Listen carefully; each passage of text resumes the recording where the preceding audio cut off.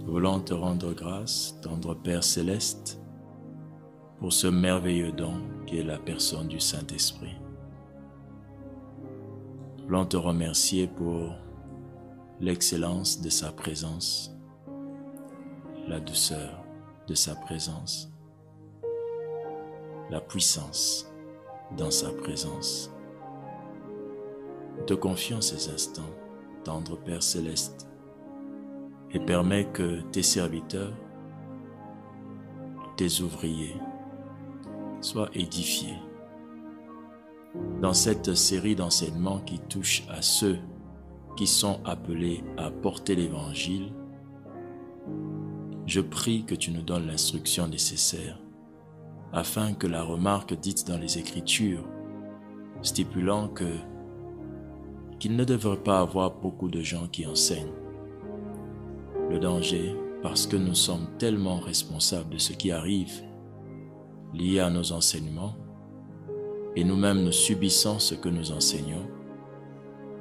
Alors, Père, nous prions que ceux qui sont appelés à cet exercice et qui écoutent cette merveilleuse série d'enseignements sur la parole du prédicateur puissent apprendre, puissent pratiquer avec la grâce et l'aide du Saint-Esprit. Merci de tout cœur. Au nom de Jésus-Christ. Amen. Que Dieu vous bénisse. La parole du prédicateur. Nous avons commencé cet enseignement depuis déjà plusieurs dimanches. C'est une série importante dans laquelle plusieurs enseignements nous sont communiqués, nous aidant à pouvoir prêcher la parole avec efficacité, mais aussi de comprendre que cette parole que nous prêchons ne commence pas nécessairement sur l'estrade. La parole du prédicateur, nous l'avons définie comme étant la parole que le prédicateur annonce de la part de l'Éternel. Mais cependant, cette parole ne s'arrête pas que sur un estrade. La parole du prédicateur commence aussi bien avant qu'il ne monte sur l'estrade. Toutes les paroles qui sortent de la bouche d'un prédicateur font partie de la parole du prédicateur. Et la plus grande faiblesse des prédicateurs, c'est de détacher la parole qui prononce avant la prédication à la parole qui prononce pendant la prédication.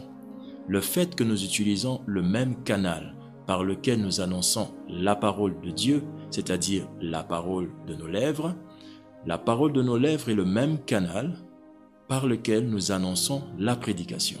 Et puisque c'est le même canal au travers duquel nous annonçons la prédication, la même parole de nos lèvres peut devenir aussi une source de problème si nous l'utilisons dans le sens négatif ou bien à faire ce qui est mal ou à dire ce qui est mal.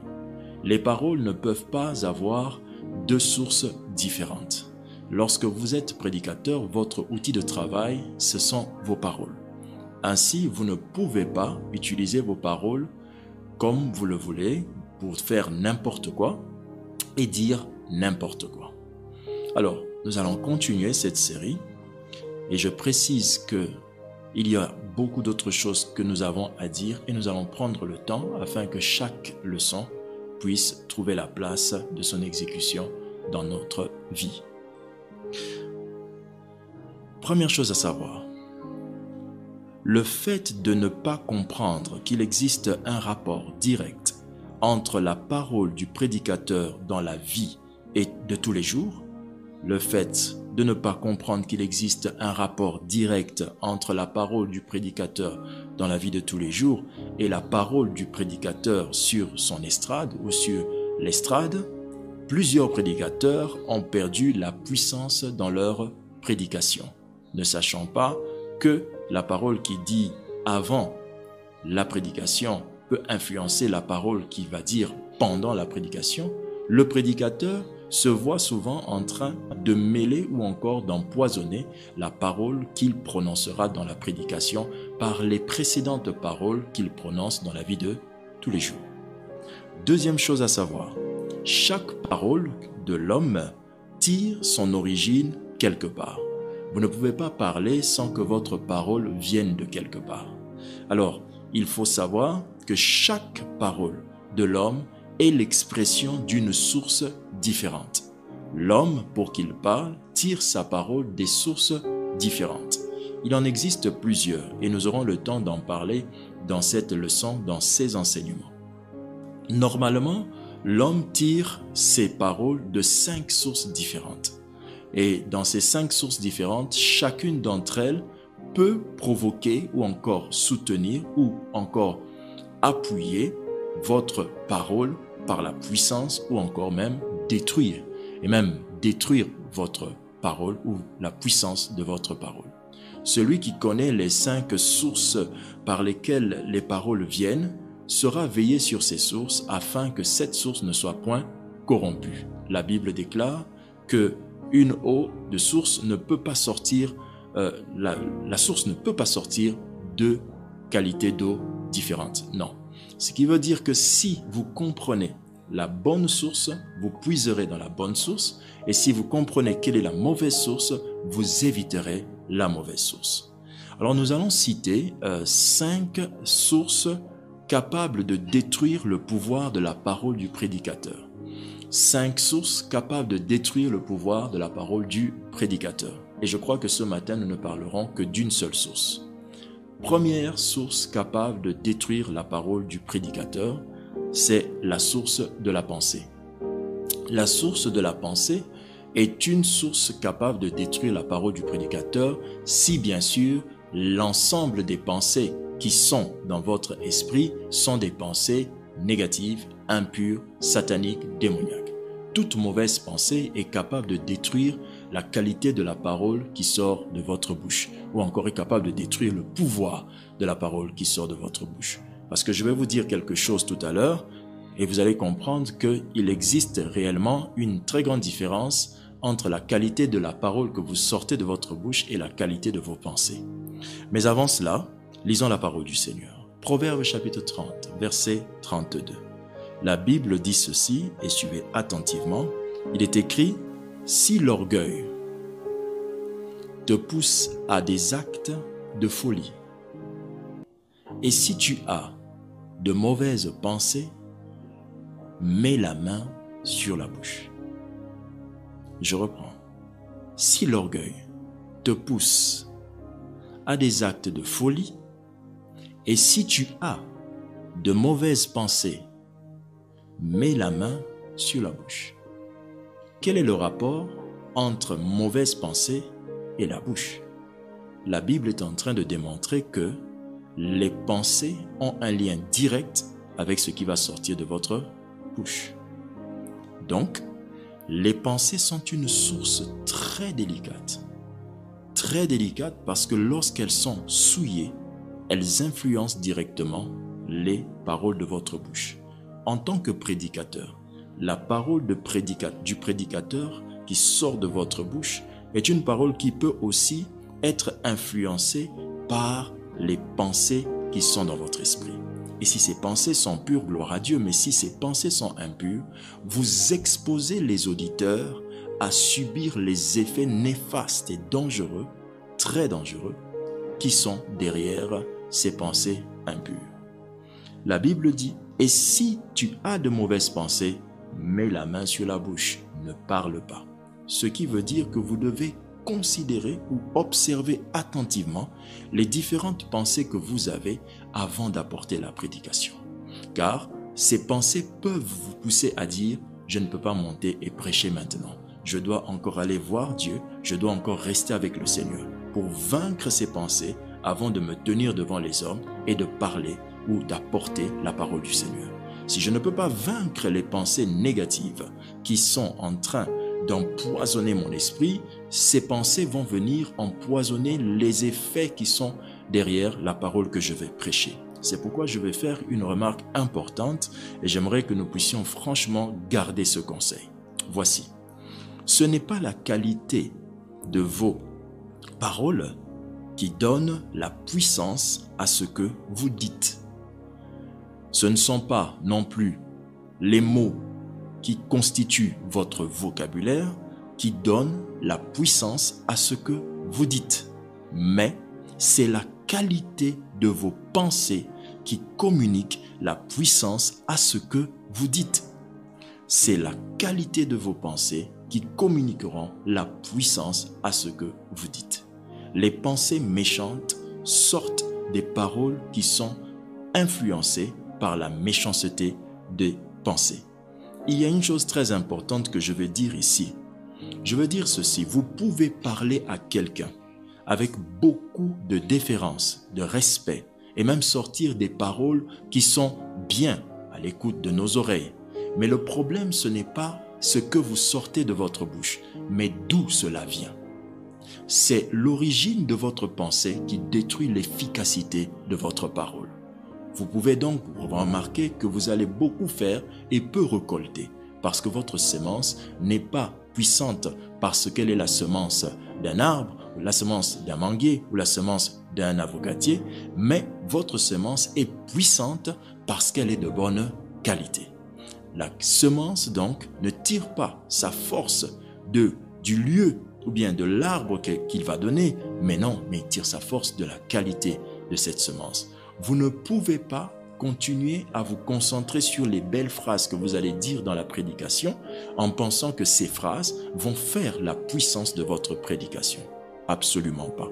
Ce n'est pas la beauté de vos phrases, ce n'est pas le voltarisme qui pourra vous aider à être un bon prédicateur ou à prêcher la parole avec efficacité. Mais ce qui fait la force de vos paroles, ce sont les qualités de vos pensées. Alors, lisons donc le texte qui nous dit quelles sont les pensées qui empoisonnent la parole du prédicateur. Pouvons-nous lire cela ensemble? Colossiens chapitre 2 au verset 18. Colossiens 2, 18. Il est écrit qu'aucun homme, sous une apparence d'humilité et par un culte des anges, ne vous ravisse à son gré le prix de la course, tandis qu'il s'abandonne à ses visions. Retenez cela. Il s'abandonne à quoi? À ses visions. Et qu'il est enflé d'un vain orgueil. Par quoi? Par ses pensées comment? Charnelles. Très bien. Ce texte est en train de démontrer que la pensée elle-même, elle commence à se souiller, non pas parce qu'elle est directement mauvaise, mais elle commence à se souiller parce qu'elle est influencée par quoi? Des désirs charnels. Ce sont les œuvres ou encore l'ensemble des pensées, des désirs charnels qui influencent la pensée et qui empoisonnent la parole. Je vais le dire autrement. Je vais expliquer ici comment la chair vient influencer la pensée qui, à son tour, vient influencer la parole du prédicateur. Je vais revenir pour dire ceci. Nous parlons de la parole du prédicateur. Et nous avons dit que la parole du prédicateur, n'est-ce pas, tire sa substance de plusieurs sources, dont la première, la source de la pensée. Et nous avons fait remarquer que cette pensée-là, pour qu'elle devienne souillée, pour qu'elle puisse se corrompre, elle ne se corrompt pas d'elle-même comme ça par hasard, mais elle subit l'influence de la chair. C'est pourquoi la Bible dit des pensées charnelles. Alors donc la pensée subit l'influence de quoi? De la chair. La chair est donc l'élément qui vient empoisonner la pensée qui par elle ou après elle ou à son tour influence ou empoisonne quoi? Les paroles. Celui donc qui veut veiller sur ses paroles, sur la parole qu'il sort en tant que prédicateur, veille à ses pensées et à quoi? À sa chair, au désir de la chair. Alors, on va aller pour lire un texte qui va encore nous éclairer. Galates chapitre 5, versets 17 à 18 dit ceci. « Car la chair a des désirs contraires à ceux de l'esprit, et l'esprit en a de contraires à ceux de la chair. Ils sont opposés entre eux afin que vous ne fassiez point ce que vous voudriez. » Verset 18. « Si vous êtes conduits par l'esprit, vous n'êtes point sous la loi. » Ce texte est en train de démontrer que lorsque l'on dit que les pensées charnelles sont celles qui détruisent la parole du prédicateur, la Bible sous-entend que les pensées sont influencées par quoi? La chair. Et la chair en question, elle manifeste quoi pour détruire vos pensées et à son tour les pensées détruire vos paroles? La chair se manifeste par ce que la Bible dit. La Bible dit ceci, les désirs de la chair. Ce sont les désirs de la chair qui empoisonnent les pensées, qui par elles ou à son tour empoisonnent la parole du prédicateur. Avez-vous compris? Alors, écoutons. La Bible précise que les désirs de la chair sont contraires à ceux de l'esprit. Ce qui veut dire que toutes les fois que vous êtes sous l'influence des désirs de la chair, le Saint-Esprit et vous êtes en opposition. Alors, le fait d'être rempli du Saint-Esprit est une très bonne chose parce que c'est ça qui est une bonne source pour prêcher l'Évangile. Mais quand les désirs de la chair sont en vous, ces désirs de la chair créent un affront au Saint-Esprit. Du coup, votre prédication va sortir sans l'écho de l'Esprit. Et je vais le dire dans les jours qui suivent, et la Bible ne dit pas « mes brebis entendent mes paroles et me suivent », mais la Bible dit « mes brebis entendent ma voix ». Et le fait que la chair soit en opposition avec l'Esprit, la voix de l'Esprit ne se fait plus entendre dans votre prédication. Et les gens entendent des paroles, mais n'entendent pas la voix de l'Esprit. Alors, les désirs s'opposeront, empoisonneront vos pensées qui, à leur tour, empoisonneront vos paroles. Et la Bible ajoute, si vous êtes conduit par l'Esprit, vous n'êtes point sous la loi. Ça veut dire quoi? Où est le rapport avec les désirs que l'on énumère en haut? La Bible est en train de dire au prédicateur qu'à chaque fois que tu laisses les désirs de la chair venir empoisonner tes pensées, tu te retrouves dans une position d'être sous la loi. Qui veut dire quoi? Condamnable. Alors celui qui prêche avec les désirs charnels est condamnable. Condamnable, c'est une loi qui fera que la Bible dit « Comment fais-tu toi qui prêches pour faire entrer les gens au ciel sans que toi-même tu n'y entres ?» C'est-à-dire tu arriveras au point où tu prêches des choses qui font entrer les gens, mais toi tu es condamné et tu n'entres pas. Parce que le fait simplement d'avoir des désirs charnels qui ont empoisonné vos pensées, qui à leur tour ont empoisonné vos paroles, vous ont mis dans une posture dans laquelle Dieu peut vous juger et vous condamner et vous fermer même le royaume des cieux. Je prie dans le nom de Jésus que cela ne nous arrive jamais. Alors, en comprenant ce que nous venons de dire, nous allons donc ensemble découvrir qu'il existe 15 types de pensées qui empoisonnent la chair et qui, à leur tour, empoisonnent les paroles du prédicateur. La fois passée, je vous avais dit que j'en citerai 7, mais le Saint-Esprit voudrait que je cite le tout. Alors, il existe 15 types de pensées empoisonnées, on peut les dire comme ça, par la chair. Il existe 15 types de pensées empoisonnées par la chair qui, à leur tour, empoisonnent les paroles du prédicateur. D'accord? 15 types de pensées empoisonnées par la chair qui, à leur tour, empoisonnent les paroles du prédicateur. Allons-y. Galates chapitre 5, verset 19.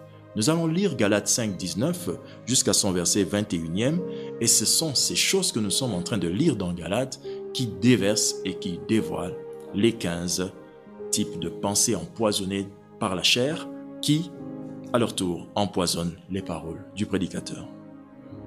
Galates 5, 19. Or, les œuvres de la chair sont manifestes. Les œuvres de la chair, autrement dit, à la place des œuvres de la chair, on peut dire quoi? Les désirs qui empoisonnent nos pensées et qui à leur tour empoisonnent la parole du prédicateur sont manifestes. Ce sont, premier désir, première pensée, premier désir qui a empoisonné la pensée, premièrement, l'impudicité. Que vient faire l'impudicité dans ma prédication?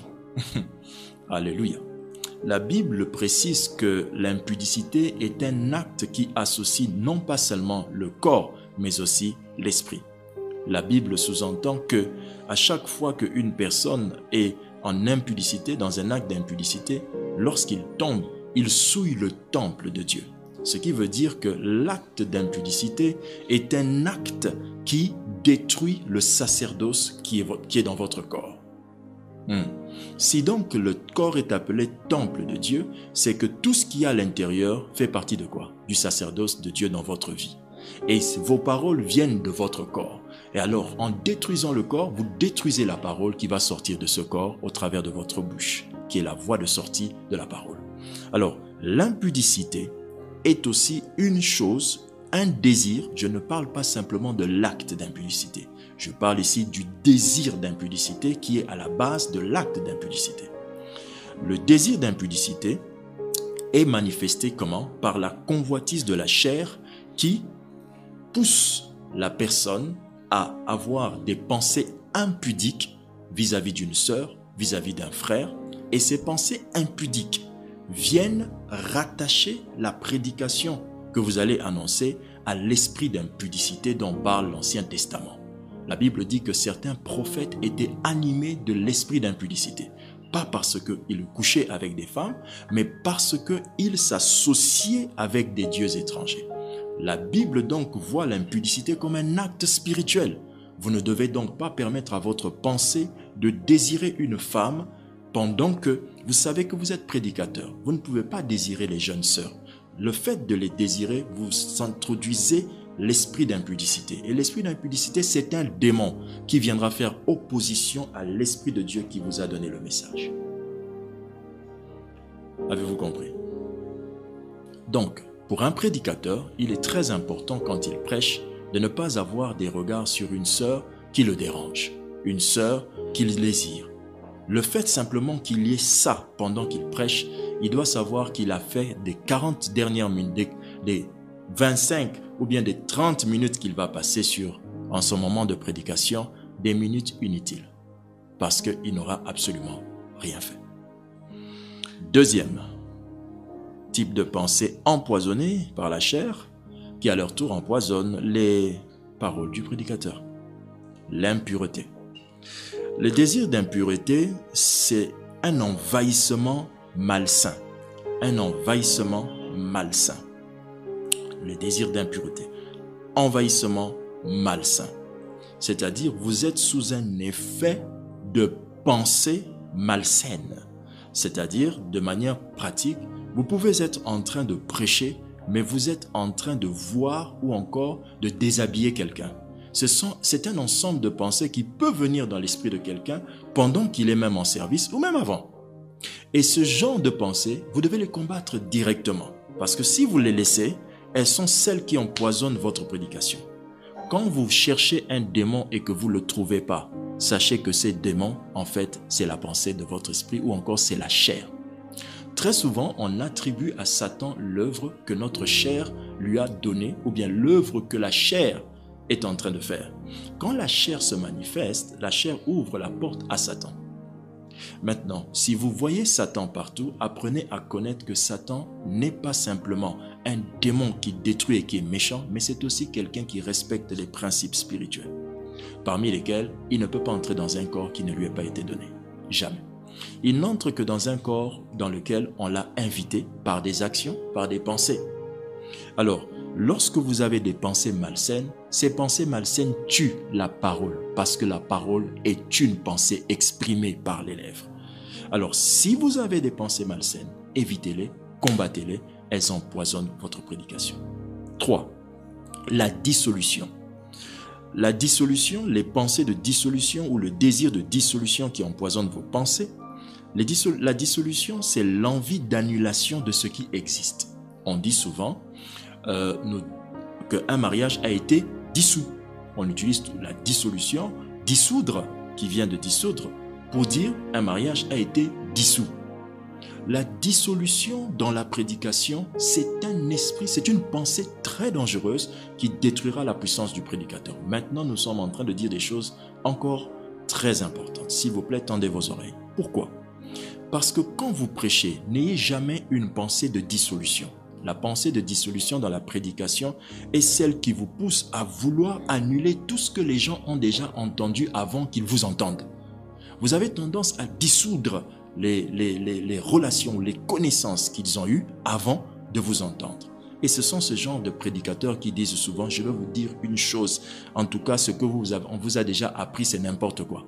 Qu'il ait dit ça ou qu'il n'ait pas dit, s'il pense à ça, c'est déjà une pensée qui détruit sa prédication. Nous ne serons pas simplement jugés par rapport à ce que nous allons faire, nous serons aussi jugés par rapport à nos pensées.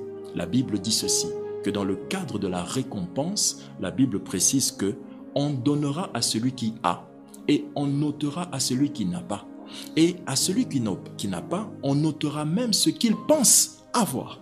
Ce qui veut dire que la pensée nous donne toujours une acquisition. Même quand nos mains n'ont rien vu, la pensée nous a donné une chose. Et si votre pensée est négative, elle vous a déjà donné des choses négatives. Il faut vous en débarrasser. Au nom de Jésus. 4. L'idolâtrie. L'idolâtrie et la prédication. Ça veut dire quoi? L'idolâtrie, c'est l'imitation d'un autre au point de ne plus savoir qui vous êtes. L'idolâtrie, c'est l'imitation d'un autre au point de ne plus savoir qui vous êtes. La plupart des prédicateurs tombent dans l'idolâtrie sans s'en rendre compte. Et ce qui fait ça, c'est leur grand désir de bien prêcher. Alléluia. Nous aimons le fait que tout enfant doit aimer son père et faire comme son père. Un enfant qui ne fait pas comme son père est un enfant sans repère. Mais cependant, l'idolâtrie, c'est l'excessif. C'est le fait que tu as imité et tu as dépassé une imitation, tu es entré au point où tu ne sais même plus qui tu es. Un père sage dit à ses enfants, faites comme moi, par rapport à une marche de sanctification ou autre, mais un père sage ne dit pas à ses enfants, ayez les mêmes épreuves que moi, ayez les mêmes combats que moi, ayez le même passé que moi. Vous ne pouvez pas imposer ça à vos enfants. Quand on est Salomon, on doit trouver des bois, on doit trouver des choses que David a laissées. Donc David, le père spirituel, ne doit pas imposer à Salomon les choses que lui a faites. Si vous voulez que Salomon devienne David, Salomon n'aura absolument rien à échanger quand il deviendra roi. C'est-à-dire que vous allez être un fils qui est devenu un pasteur et qui réfléchit comme son père. Autrement dit, vous allez revenir à faire ce que votre père était en train de faire et vous n'allez pas évoluer. Un père sage dit à son fils, il faut maintenant que tu apprennes à découvrir ce que Dieu a mis en toi.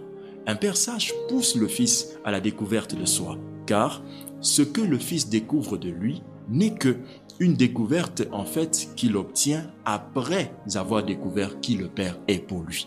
Quand le fils découvre qui papa, son père spirituel est pour lui, c'est après qu'il va découvrir qui lui il est. Après cette découverte, après cette obéissance d'un enfant merveilleux, exhortez-le à découvrir qui il est. S'il ne le découvre pas, il tombera dans une envie de faire comme vous, dans une envie excessive qui l'emmènera à oublier et à ne même plus savoir Dieu l'a appelé à quoi, Dieu l'a appelé pourquoi et Dieu lui a donné quoi. Cinquièmement, la magie. La magie, la prédication. Et la prédication. On va voir ce que ça va donner. Le Saint-Esprit a dit ceci. La Bible dit la magie. La magie, c'est le besoin d'un rajout à ce que vous avez par l'association avec des formes de loges chrétiennes. Mais je vais couper ça court, je dirais, c'est le besoin d'un rajout à ce que vous avez. La magie, c'est le besoin d'un rajout à ce que vous avez. Toutes les fois que vous prenez une chose, que vous cherchez une chose pour rajouter dans votre ministère, afin que vous deveniez meilleur dans la prédication, vous êtes tombé dans la magie. Oui, pasteur, comment? Je vais expliquer. Dieu ne veut pas qu'on associe un vêtement ancien à un vêtement neuf. Quand vous le faites, c'est déjà une attitude qui deviendra une opposition à un avenir glorieux. La magie, c'est ce sentiment qu'un prédicateur a de se dire que pour qu'il m'écoute, il faut que je puisse me connecter à des gens qui sont connus pour qu'on me connaisse. Cette volonté de vouloir vous connecter à des gens pour que votre voix se fasse entendre devient une volonté magique. Magique pas dans ce que nécessairement c'est parce que vous allez chez un sorcier, mais magique en ce que vous associez un vêtement qui n'était pas destiné à être associé avec vous. Exemple, certaines personnes aujourd'hui sont allées même plus loin pour que leur prédication soit puissante, ils sont allés dans des loges chrétiennes, on leur a donné des Bibles, on leur a dit, prends la Bible, enterre la Bible en dessous de l'estrade. Et ils enterrent la Bible sous l'estrade, sous la chair, là où se trouve la chair, et la chair est au-dessus. C'est un acte qui semble vraiment très spirituel. Oh là là, quel attachement à la parole de Dieu. Lorsque un acte est fait avec des outils qui sont à la gloire de Dieu, mais que cet acte soit fait sans être conduit par l'esprit et respectant la doctrine, cet acte devient magique. Je reprends. Lorsque un acte est fait avec des outils de Dieu, mais cet acte-là ne respectant pas la doctrine qui est dans la parole du Seigneur, n'est-ce pas? Cet acte devient magique. Exemple, je prends ma Bible, je dis, écoute, ce que je viens de te dire est très puissant. Pour que cela, tu puisses vivre ça, prends, monte sur la Bible, saute 2 fois à gauche, 2 fois à droite. Vous avez compris, non? Magique. Ce n'est pas parce que vous faites ça que ce que vous leur dites va entrer. La Bible précise que ça entre comme ceci. Le Saint-Esprit vous convaincra. Le Saint-Esprit vous convaincra. La prédication est une création. La Bible dit, puis Dieu dit, lorsque l'Esprit était là, puis Dieu dit. La prédication est une association gentleman entre le Saint-Esprit et l'homme. Alléluia. 6. Les inimitiés. Les inimitiés sont un désir qui aussi détruisent votre prédication. Comment? D'abord, sachant que les inimitiés sont le refus de pardonner ou le sentiment d'être toujours en guerre. Très attention. Les inimitiés sont le refus de pardonner, le sentiment d'être toujours en guerre, d'être en inimitié, en guerre avec quelqu'un. C'est un sentiment belliqueux qui t'emmène à toujours sentir comme s'il faut que tu te déclenches une guerre avec quelqu'un. Ce sentiment détruit votre prédication comment? Parce qu'à chaque fois que vous allez prêcher, vous chercherez des exemples d'un autre pasteur que vous voulez corriger dans votre prédication. Mais ce que vous oubliez, c'est que la personne qui boit l'eau que vous êtes en train d'annoncer là, la prédication là, ce sont vos enfants. Et si vous utilisez un médicament prévu pour les adultes à des enfants qui vous écoutent, qui n'ont que 3 ans, vous êtes en train de tuer le peuple qui vous écoute. C'est pourquoi la plupart des assemblées dans lesquelles les prédicateurs ont fait de leur estrade le lieu de correction des autres estrades, le lieu de correction des autres pasteurs, les âmes de cette église ne développent pas les fruits de l'esprit, ne développent pas le caractère de Christ. Vous détruisez ceux qui vous écoutent. Tout ça pourquoi? Les inimitiés. Vos problèmes avec les gens, ne les emmenez pas sur un estrade et il est préférable d'éviter les problèmes. Ou encore, même si quelqu'un vous veut du mal, soyez en paix avec tous. Que l'Éternel bénisse sa parole. 7. Allons-y. Nous avons tellement de choses à apprendre, mais nous n'allons pas le dire précipitamment, n'est-ce pas? On va le dire calmement, que Dieu puisse nous bénir. Et je crois que vous comprenez ce qu'on est en train de dire. Si vous êtes en train de comprendre, cliquez, likez, mettez un like, que je sache que vous êtes en train de nous suivre. Que Dieu vous bénisse. 7. Les querelles. Les querelles, ici, nous savons à quoi peut ressembler les querelles. Pour certains, c'est le fait de, on va se mettre à se tenir, se poigner et tout ça. Non, les querelles, c'est tout d'abord un acte lié à la parole. Puisque c'est un acte lié à la parole, c'est pourquoi ces paroles de querelles peuvent détruire les paroles du prédicateur. Les querelles. Les querelles sont des échanges de paroles sous l'effet de la colère. Les querelles sont des échanges de paroles sous l'effet de la colère. Mais comment est-ce que les querelles détruisent votre prédication? Un prédicateur ne doit jamais se retrouver dans des querelles. Jamais. Les querelles d'un prédicateur finissent par détruire la force de ses paroles. Comment?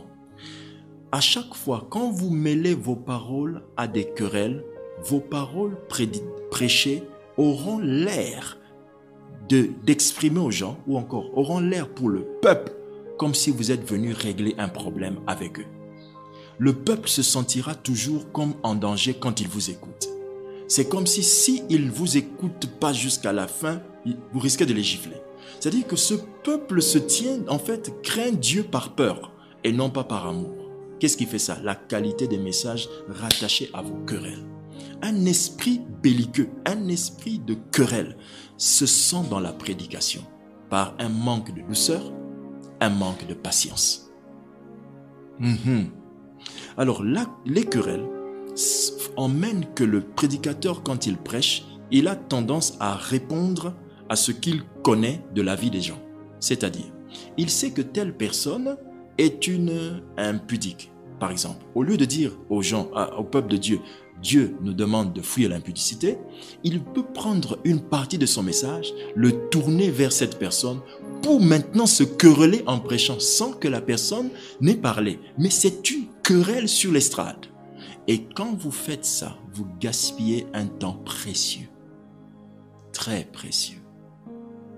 Évitez d'empoisonner la parole du prédicateur par les désirs ou les pensées de querelle. Au nom de Jésus. 8. Les jalousies. Les jalousies sont le besoin de dépasser les autres. On va le dire ici on le dit ainsi parce que nous parlons d'un thème et on définira nos mots par rapport au thème. C'est par la jalousie que l'homme cherche à faire comme l'autre ou encore à être mieux que l'autre. L'homme désire être à la place de l'autre, mais c'est très très sensible quand on parle des envies que l'on va énumérer tout à l'heure. Mais en termes de jalousie, c'est souvent la jalousie qui nous emmène à faire quoi? En fait, à vouloir prendre la place de quelqu'un ou dépasser quelqu'un. Alors, cet esprit de jalousie détruit votre prédication. Pourquoi? Parce que vous allez avoir l'envie de dire les choses, mais mieux que quelqu'un d'autre. C'est-à-dire, quand vous allez parler de l'onction, vous allez vouloir démontrer à ceux qui vous écoutent que vous comprenez mieux l'onction qu'un tel. Aïe, vous êtes en train de détruire votre prédication. C'est une perte de temps, comme je le dis, incroyable. Les donneurs de leçons ne deviennent pas nécessairement des grands hommes riches. Avez-vous déjà vu votre professeur de mathématiques devenir nécessairement un millionnaire? Non, parce qu'il ne vous donne que des leçons. C'est très différent. Ne soyez pas un donneur de leçons. Ne cherchez pas à donner des leçons aux gens. Apportez l'évangile, apportez la parole que Dieu vous a communiquée. Maintenant, l'esprit de jalousie fait que quand vous êtes en train de prêcher, vous voulez dépasser les autres. Cet esprit de jalousie se manifeste très puissamment dans la vie des jeunes. Les jeunes qui prêchent veulent prêcher plus que l'autre, mais ils ne savent pas qu'en prêchant, nous n'écoutons pas la comparaison que tu te fais avec l'autre, mais nous écoutons la comparaison que tu fais avec le Christ. Lorsque tu veux être comme Christ, c'est alors qu'on t'écoute. Mais quand tu veux te comparer aux autres pour les dépasser, on n'entend plus ce que tu dis et tu détruis la parole du prédicateur. 9. Les animosités. Les animosités sont un ensemble d'attitudes agressives. Des attitudes agressives. Et très souvent, ici sur ce point, il faudrait vraiment que nous puissions comprendre une chose. L'animosité dans la vie courante, cela peut arriver qu'un homme de Dieu soit épris d'animosité. Mais très souvent, les pensées d'animosité nous suivent dans les prédications. Je vais vous expliquer comment. Quand le désir d'animosité ou les pensées d'animosité vous suivent dans la prédication parce que peut-être vous êtes quelqu'un de très violent, quand vous arrivez dans la prédication, il se fait que vous allez commencer à parler avec un gestuaire, un ensemble de gestes qui peut s'opposer à ce que vous êtes en train de leur dire. Je prends l'exemple. Il y a Dieu. Dieu sait que le frère là, à qui vous prêchez, est un impudique. Vous n'avez pas besoin de le prendre par votre main, le poigner et lui dire « Toi, tu iras en enfer ». Toutes ces violences, même certains prédicateurs, faites attention, vous parlez de de l'amour de Dieu. Vous dites Dieu t'aime. Mais vous avez une gesture très violente. Vous êtes très violent dans les gestes. C'est ce que je veux dire. Vous êtes très violent dans les gestes. Je ne veux pas dire que tout le monde devrait parler dans le même ton. Ce que nous voulons dire, c'est que dans la prédication, il faut marier les gestes à ce que vous dites. Quand vous êtes en train de porter les gens, les emmener à prendre conscience, vous pouvez avoir des gestes qui montrent l'assistance. Mais cela ne veut pas dire que vous devez être en train de vous bagarrer avec eux par la vérité. Non, vous n'avez pas besoin de ça. Vous détruisez la parole du prédicateur. La parole du prédicateur doit être accompagnée des gestes qui ressemblent, qui expriment l'amour de Dieu. Jésus a dit à une femme qui venait d'être prise en flagrant délit d'adultère, « Va, je ne te condamne pas. » Mais juste avant, quand on lui a posé la question, il se mettait à écrire. Mais si Jésus était plein d'animosité, il allait lever la tête en disant, « Quoi? Cette femme? Elle a fait quoi? Comment? Toi, viens ici. » Voyez-vous? Jésus n'a pas réagi comme ça. Et pourtant, c'était de l'adultère. Et pourtant, c'était un acte grave. Mais Jésus regardait à l'objectif. C'était une âme qu'il devait sauver. Et il a sauvé l'âme. Sauvez les âmes. Ne vous détruisez pas et ne le détruisez pas en vous battant avec leur vie présente. Le futur dépend de ce que vous pouvez dire aujourd'hui. Alors, veillez à ce que vous dites dans la parole du prédicateur. Ajoutez-y les actions qu'il faut ou les gestes qu'il faut afin que votre message soit soutenu. Que Dieu bénisse sa parole. Amen. Dixièmement, les disputes. Les disputes, ce sont des échanges de paroles liés aux conversations vaines. Les échanges de paroles liés aux conversations vaines.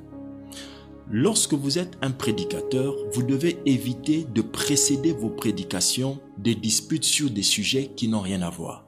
Par exemple, le Real de Madrid a gagné 2. Barcelone, 1. Votre pasteur assistant est barcélonien, il aime Barcelone, vous aimez le Real. Ok. Maintenant, comme c'est le pasteur assistant qui aime le Barcelone et que c'est lui qui devait prêcher, oui, le Real 2, Barcelone 1. Vous êtes Real de Madrid, voilà, très bien. Et votre pasteur, c'est Barcelone. Alors, le pasteur à qui vous vouliez donner la prédication, ce jour-là, quand vous vouliez lui donner la prédication, vous commencez à lui dire voilà, c'est toi qui prêches demain. Vous êtes des perdants vraiment. Et lui aussi de son côté, il dit je ne suis pas très à l'aise avec la défaite d'hier, pasteur. Choisis même quelqu'un d'autre pour prêcher. Dans la défaite, il dit ah mon Dieu. Il y a des gens qui ne mangent pas toute une journée parce que Barcelone a perdu. Et là, frère, saviez-vous que chaque minute qui passe, nous perdons des âmes, nous, l'équipe du Seigneur. Chaque minute qui passe, il y a des âmes qui meurent sans Jésus. Cela ne vous enlève pas l'appétit. Vous continuez à aller au restaurant, vous voyagez, vous mangez à satiété, vous vous achetez des beaux vêtements, pendant qu'il y a une âme qui a besoin d'une émission télé qui peut sauver sa vie. Tout cela parce que vous êtes épris d'un esprit de dispute. Un esprit de dispute, ce n'est pas simplement le fait qu'on va se mettre à s'échanger des paroles avec quelqu'un. Non, c'est une attitude qui m'emmène à des choses vaines, trouvant une raison valable à résister à la pensée de Dieu par des choses vaines. C'est un esprit de dispute. Vous ne pouvez pas, aujourd'hui, par esprit de dispute, vous tenir sur un estrade et parce que vous êtes en colère parce que le Real a perdu ou Barcelone a perdu, on sent que vous n'êtes pas dans votre assiette. Pasteur, aujourd'hui, vous n'étiez pas très bien dans votre assiette. Hier, avec la défaite du Barça. Ne faites plus jamais ce genre de choses. Enlevez l'esprit de dispute. Je pourrais emmener cela aussi ailleurs, dans votre relation avec les ouvriers et autres. L'esprit de dispute, c'est aussi l'esprit qui vous rappelle la conversation que vous aviez eue ou encore le fait les différends que vous avez pu avoir avec quelqu'un ou l'incompréhension. Voilà. Quand vous êtes animé d'un esprit de dispute, vous êtes avec un frère avec qui hier à la réunion, il vous avait fait remarquer que, pasteur, on pouvait bien prendre deux boîtes au lieu de 3 boîtes. Et vous avez trouvé que ce frère veut vous montrer le ministère. Alors quand vous montez maintenant sur l'estrade, vous venez et quand vous voyez ce frère, vous détournez même du regard. C'est-à-dire ce frère même vous empêche à être à l'aise. Mais ça, c'est un esprit de dispute. Un prédicateur ne peut pas se sentir mal parce qu'il parle devant un frère avec qui ils ont eu un échange qu'ils n'avaient pas aimé. Non. La Bible nous demande d'aimer nos ennemis. C'est bien plus qu'un frère qui a juste présenté une pensée. Alors changez votre manière de réfléchir. Vous allez bénir le peuple par une parole de prédicateur efficace. Au nom de Jésus. Alors finissons. Les divisions. Voilà. Les divisions. Les divisions sont un ensemble de pensées qui vous pousse, n'est-ce pas, un ensemble de pensées ou bien une envie de diviser pour impacter. Une envie de diviser pour impacter. Et ça arrive très souvent dans les prédications de plusieurs prédicateurs. Quand vous prêchez, vous n'avez pas besoin de commencer à fonder vos prédications en motivant, en encourageant les gens à aimer le méchant, à haïr, allais-je dire, le méchant, pour que vous soyez bien ou sanctifiés à leurs yeux. L'esprit de division, c'est l'esprit qui emmène le prédicateur quand il pense que quelqu'un n'est pas droit ou bien ne s'est pas bien comporté, il va diaboliser cette personne pour avoir l'intérêt des autres. Il peut prendre une prédication sur un point donné, il parle en fait d'une personne et il expose la personne pour que les gens, n'est-ce pas, soient de son côté. Ça, c'est un esprit de division. Autre chose, l'esprit de division emmène aussi le prédicateur à prêcher dans des messages avec intention de pouvoir gagner quelqu'un pour lui et éloigner une autre personne. L'esprit de division peut pousser un prédicateur qui, par exemple, remarque qu'un fils est à côté d'une femme qui soutient bien le ministère et il commence à dire, vous savez, les fils d'aujourd'hui, on ne sait pas ce qu'ils font tout le temps avec les partenaires de l'église. Vous voyez ça? C'est un esprit de division. Vous ne savez pas ce que ce garçon a pu apporter dans la vie de cette femme. Abandonnez ce genre de choses, frère. Abandonnez ce genre de choses. L'Éternel est votre partenaire. Ne basez pas vos prédications sur ces petites choses, sur ces choses qui ne sont pas importantes. L'esprit de division vous pousse à séparer pour pouvoir régner, pour vous imposer, vous divisez les gens pour vous imposer. Vous dites une chose, vous dites une prédication qui est contre celle-ci, après vous dites une prédication qui est contre celle-là. Quand celle-ci viendra, tu vas commencer à lui dire, oui, c'est normal, tu ne vois pas celle-ci. Non, vous êtes en train de détruire l'objet de travail, la parole. L'objet de travail, la parole de votre bouche ne peut pas être en train de diviser les gens. Amen. 12. Les sectes. Les sectes on parle des envies, on parle des désirs. La Bible dit le désir de la chair. On cite le désir, on dit le secte. On n'a pas dit, n'est-ce pas, les actes. On parle du désir de la chair et on cite les sectes. Parce que même les sectes viennent des pensées. La Bible dit ceci, les sectes. Les sectes sont les envies de créer une chose qui vous exclut des autres enfants de Dieu. Les envies de créer une chose qui vous exclut des autres enfants de Dieu. Et c'est quoi un esprit sectaire dans un message? Un esprit de secte ou un esprit sectaire dans le message, dans votre pensée qui vient détruire votre prédication, c'est cet esprit qui vous pousse à donner aux enfants de Dieu des enseignements qui font de vous des personnes spéciales. Vous prêchez et vous emmenez les enfants de Dieu à vous voir comme étant spécial. Ça, c'est un esprit sectaire. Un esprit de secte fait que vous prêchez aussi pour montrer aux enfants de Dieu que notre église est spéciale. Notre église est meilleure.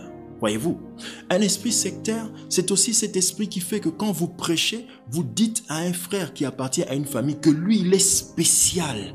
Il doit se détacher. Il peut même abandonner sa famille, mais il est spécial. Un esprit sectaire. Très souvent, l'esprit sectaire se focalise sur la séparation des gens d'une même doctrine à la base. D'une même doctrine à la base. Les sectes naissent d'une séparation des personnes qui étaient dans une même doctrine. Et l'esprit sectaire dans le message fait que vous dites aux enfants, vous prêchez au peuple avec qui vous êtes une prédication qui veut leur faire croire que nous on est spécial. Non, non, non, nous ne sommes pas spéciaux. Nous ne sommes pas spéciaux. Ce que nous prêchons ici en matière de prière, c'est pareil que ce que l'église chrétienne Intel prêche. Nous ne sommes pas en train de prêcher des messages extraordinaires. L'Esprit de l'Éternel nous a encore fait grâce. Non, nous ne sommes pas spéciaux. Arrêtez ça, vous détruisez la parole du prédicateur. Elle n'est pas venue pour créer une secte. Elle est venue pour préparer l'église corps de Christ au retour de Jésus-Christ. 13. L'envie. L'envie sont des désirs liés à votre convoitise, ou encore, je peux dire que l'envie, c'est le désir d'avoir, je peux dire ça ainsi, le désir d'avoir ce que les autres ont sans payer le prix. L'envie, le désir d'avoir ce que les autres ont sans payer le prix. Vous savez que vous êtes dans des envies lorsque vous cherchez à obtenir ce que les autres ont, sans pour autant chercher à connaître le chemin qu'ils ont pris pour y arriver. Et c'est comme ça que vous pouvez savoir que vous êtes sous l'effet des envies. Alors, quand vous allez voir vos pères ou bien vos aînés et que vous dites, papa, je veux être comme toi, daddy, je veux être comme toi, prie pour moi que je sois comme toi. Ça, ce sont des pensées qui détruiront vos prédications. Pourquoi ? Il n'y a aucune imposition des mains qui vous rendra ce que je suis. Impossible. Impossible. Dans les Saintes Écritures, le jour où on a prié pour quelqu'un, pour qu'il devienne ce que l'homme de Dieu était, cet homme de Dieu a dû faire quoi? Monter et partir.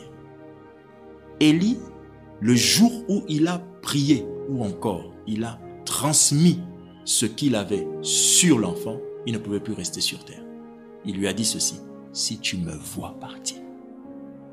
Donc, je ne peux pas vous imposer les mains et vous devenez comme moi. Ça n'existe pas. C'est quelque chose que l'on dit par un excès de zèle. On peut vous impacter, mais cette impactation peut communiquer la chose que nous avons pour trouver en vous une place. Mais ça ne peut pas vous rendre ce que nous sommes. Non, ce que nous sommes ou ce que ton pasteur est le résultat de beaucoup de souffrances, beaucoup de leçons. Alors, il n'y a pas d'imposition des mains qui efface l'école de Dieu pour te donner tout le résultat de cette école. Ça n'existe pas. D'accord? Alors, l'esprit donc de l'envie peut vous emmener, les pensées d'envie peuvent vous emmener en fait à vouloir ne jamais payer un prix. Du coup, qu'est-ce qui va se passer dans votre prédication? Vous prêcherez aux enfants de Dieu des prédications de là qui leur montrent une solution sans leur donner une procédure. Vous êtes tellement dans l'envie que vous sautez les étapes pour y arriver. Et vos prédications aussi seront pareilles. Elles seront des prédications des illuminés qui montrent la bonté, la grandeur de Dieu sans montrer le procédé. Ça détruit votre prédication, prédicateur. Revenez au nom de Jésus. Finissons. 14e, avant-dernier point, l'ivrognerie. Que vient faire l'ivrognerie dans les désirs de la chair? Comment ça peut être le désir de la chair d'être ivrogne? Non, ce n'est pas la chair qui a le désir d'être ivrogne. Non, mais la chair a en nous, la chair a le désir de toujours consommer. La chair, quand elle découvre quelque chose est bonne, qu'est-ce qu'elle fait? Elle a envie d'en avoir au fur et à mesure. Voyez-vous, l'ivrognerie est aussi une forme de désir excessif d'une chose, n'est-ce pas? Qui vous emmène à toujours vouloir cette chose. Et je vais vous expliquer ce qui se passe. Dans la vie, l'ivrognerie, on sait ce que c'est, le fait de prendre de l'alcool jusqu'à s'enivrer.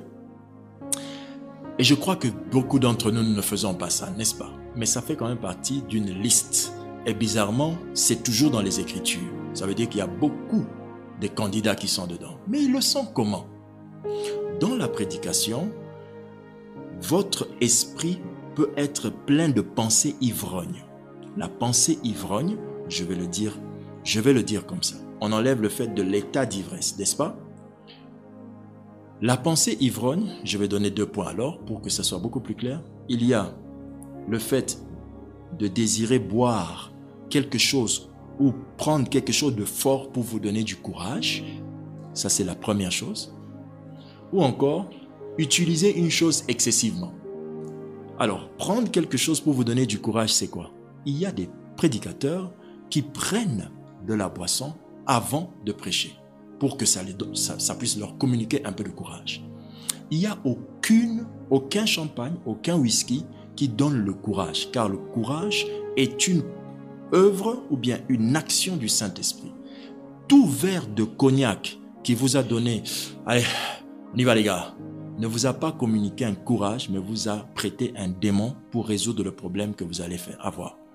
Alors, ces démons que vous prêtez, sachez une chose, ne sortiront pas après. Vous avez simplement fait de votre vie un hôtel 5 étoiles dans lequel vous hébergez les démons en mettant tellement de soins et de beauté que vous avez cru que c'était des anges. Ce sont des démons. Refusez les pensées qui vous emmènent à associer des boissons, des liqueurs fortes pour vous donner du courage. Ce que je dis, nous le savons que plusieurs personnes le font, n'est-ce pas? Alors, dans le ministère aussi. Mais maintenant, prenons la partie spirituelle quand on veut parler de l'ivrognerie. L'ivrognerie ici devient donc une pensée un désir excessif d'une chose, d'un fait, de quelque chose qu'on fait toujours. Je prends l'exemple. Par exemple, quand Dieu vous a déjà utilisé dans son onction, vous avez prêché et les gens sont tombés, n'est-ce pas? Pendant que vous prêchiez. Un esprit d'ivrognerie ou des pensées d'ivrognerie font quoi? Vous poussent à toujours vouloir voir la même chose dans toutes les prédications. Vous détruisez la prédication que vous êtes en train de donner maintenant. Parce que vous ne pouvez pas prêcher la prédication d'aujourd'hui avec les rêves des actions de la prédication d'hier. Vous allez détruire l'effet de la prédication d'aujourd'hui. Chaque jour suffit quoi? Sa peine. La Bible, Dieu n'est pas en carence de manifestation. La Bible dit ceci, dans 1 Corinthiens 12, diversité d'opérations, mais le même Dieu qui opère en tous. Dieu n'est pas en carence d'opérations. Arrêtez de vous emprisonner en cherchant toujours la même chose, la même chose, la même chose. C'est une pensée ivrogne dans le domaine de l'esprit. Il faut l'abandonner au nom de Jésus. Apprenez à attendre une nouvelle manière de Dieu de fonctionner. Et c'est toujours bien. Et ce qui fait la vague sur la mer, ce qui fait les vagues dans la mer ou bien au bord d'un océan, ce n'est pas le fait que ce n'est pas la même eau. Ce qui fait la vague, c'est le fait que l'eau circule. L'eau qui vient créer la vague n'est pas l'eau qui viendra créer la prochaine vague. Ce qui crée les vagues, ce sont les nouvelles manières de fonctionner de Dieu. Alléluia. Que Dieu vous bénisse. Nous allons finir ce message et dimanche prochain, on va parler de comment sortir des pensées qui empoisonnent les paroles du prédicateur. 15e point, les excès de table. Ouh là là, pasteur, qu'est-ce que ça vient faire avec la prédication? Les excès de table sont, comme vous le savez, le fait d'exagérer dans votre manger, votre manière de manger. Mais les excès de table jouent un rôle très néfaste dans le ministère de la prédication. Pourquoi? Un corps qui vient prêcher, la prédication est prêchée par un corps. Et un corps en mauvaise santé réduit la portée de l'expression de la parole. Un corps en mauvaise santé réduit la portée de l'expression de la parole. Celui qui prêche en étant mal au point dans sa santé a tendance à réduire le temps de son message et même réduire l'insistance parce que le corps émet un effet contraire à l'état de son esprit. Alors, maintenant, quand on parle des excès de table, j'allais dire, voilà, quand on parle des excès de table, c'est déjà un grand conseil que Dieu nous donne les prédicateurs. Avant de prêcher, évitez de manger trop gros, trop gras, trop lourd. Quand vous voulez prêcher, vous devez savoir que je vais utiliser un outil. un outil qui est le corps, et par cet outil, je sortirai les paroles. J'ai donc besoin que mon corps soit bien en lui-même. Apprenez à éviter des excès de manger avant de prêcher. Je ne vous ai pas dit de prêcher sans manger. Voilà encore une autre erreur que nous faisons souvent par excès de zèle. Moi-même, j'en suis victime. Régulièrement, je prêche sans manger. Mais c'est pas bon. Parce que vous utilisez votre corps et après, vous allez subir des conséquences. Vous pouvez quand même prendre quelque chose, un petit quelque chose, et vous allez prêcher. Mais celui qui va manger beaucoup et va prêcher, verra que son gros manger peut détruire la parole du prédicateur dans l'efficacité. Pourquoi? On prêche, on parle mieux quand on se sent mieux. Oui, quand vous vous sentez bien dans le corps, votre manière de parler sera plus fluide. Vous vous sentirez en accord avec votre corps, votre gestuelle, avec votre manière d'être dans le corps. Alors, pour tout prédicateur, 15e chose qu'il faut garder pour ne jamais détruire, ne jamais empoisonner votre prédication, veille sur ta manière de manger, frère. Que Dieu te bénisse. Merci, Père Céleste. Merci. Quand tu nous enseignes, tu nous dis tellement de choses. Permets-nous de vivre dans ça. Bénis l'école, les ministres de Dieu. Bénis cette classe des prédicateurs. Impacte-nous encore. Que la puissance vienne. Vienne encore. Merci. Que Dieu bénisse nos vies. Que Dieu bénisse nos cœurs. Loin de tout désir de la chair qui empoisonne nos pensées, qui à leur tour empoisonne nos paroles. Dans le nom de Jésus, j'ai ainsi prié pour nous. Amen. Que Dieu vous bénisse. Nous nous retrouvons dimanche prochain pour la suite. Ne manquez pas, beaucoup de bonnes choses sont à dire là-dessus. Je sais déjà que beaucoup de prédicateurs sont en train de glorifier Dieu parce que Dieu est en train de parler à leur cœur et de motiver leur esprit à mieux faire les choses. Que Dieu vous bénisse. Ce message, on l'écoute une fois, on le réécoute après. Au fur et à mesure qu'on marche, on réécoute, juste pour nous garder dans le chemin. Puisse Dieu bénir encore une fois nos vies. Que Dieu vous bénisse. Bye bye.